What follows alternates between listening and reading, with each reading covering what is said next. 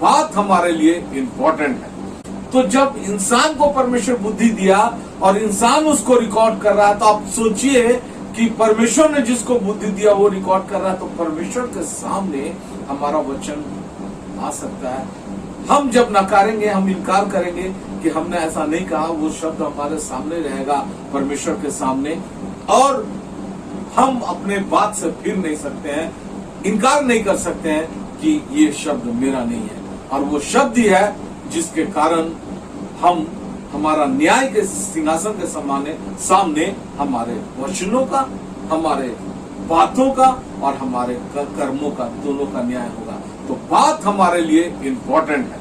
यहां पर ये एक प्रश्न आता है कि हमको क्या बोलना चाहिए, कैसा बोलना चाहिए और कैसा नहीं बोलना चाहिए। ये दो प्रश्न है।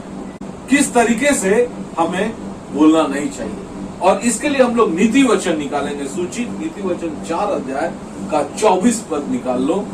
टेढ़ी बात अपने मुंह से मत बोल और चालबाजी की बातें कहना तुझसे दूर रहे। टेढ़ी बात अपने मुंह से मत बोल। टेढ़ा बोलना हम लोग कभी कभी बोलते हैं अपने परिवार में, माता पिता, भाई बहन, बच्चे, दोस्त, समाज, और हम उस संसार में रहते हैं वहां हम बोला करते थे। लेकिन अब मसीहत में आने के बाद हमको ये छोड़ना होगा। जैसा मैं एक एग्जांपल देता हूं कि मेरी पत्नी मुझे बोली कि आज रात में आप क्या खाइएगा, रोटी बना दे या भात बना दे, चावल।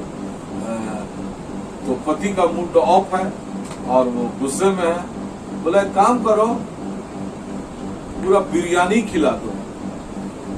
तो कितना नॉर्मल बात ये पूछा गया था, नॉर्मल तरीके से, और इसका जवाब भी नॉर्मल तरीके से दिया जा सकता था।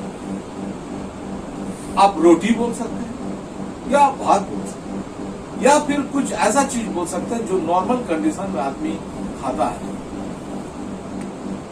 तो टेढ़ी बात, हम अपनी पत्नी से एक टेढ़ा बात कर रहे हैं कि पुलाव बना दो, बिरयानी बना दो, इसको बोलते हैं टेढ़ी बात। टेढ़ा बात हमको नहीं बोलना है, टेढ़े तरीके से नहीं बोलना।